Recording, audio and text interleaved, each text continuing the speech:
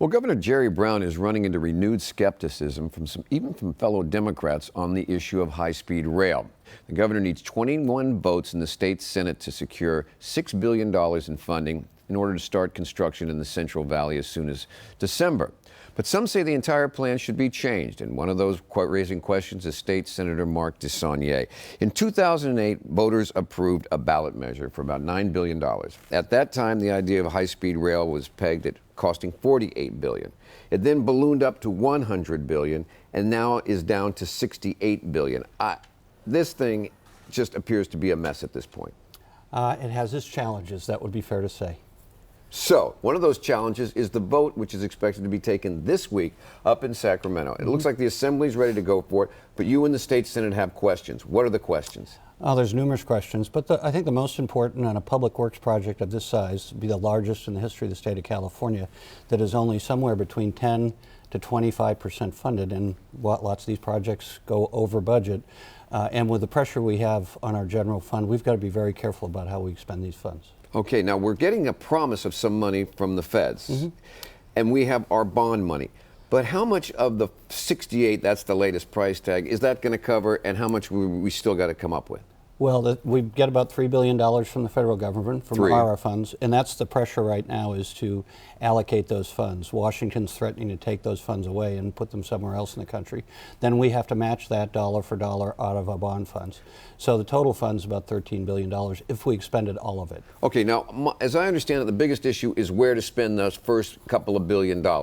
You say you want it done on the Los Angeles, San Jose part of the line and the LA part of the line. In other words, where the people are. But the governor in Washington, D.C. want this bullet train to be going through the Central Valley, and they want that stretch, 130 miles of it, built first. Is that what the real rift is? The real rift is we don't want to spend money where there'll be no use for it when we haven't identified the funding to finish the plan, and we want to spend it where there's immediate utility, where there's congestion, where people need the services, need passenger rail services.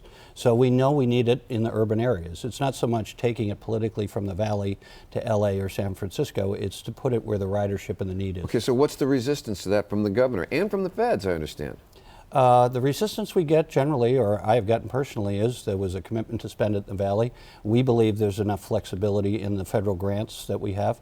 And besides the urgency, and if we expend these funds, it's about $200 million in general fund obligation, where we've just cut billions of dollars to health and human services and education. Therein lies the political rub. If you are up in Sacramento cutting budgets and cutting possibly education and other things and telling the voters that we need a tax hike in order to prevent these cuts, how do you justify spending the money on high-speed rail? Is that it? Well, the only way you justify it, in my view, is to spend it on passenger rail services now that may lead to high-speed rail in the future, but that you actually have utility. So we know what happened when BART stopped a few weeks ago because of the fire.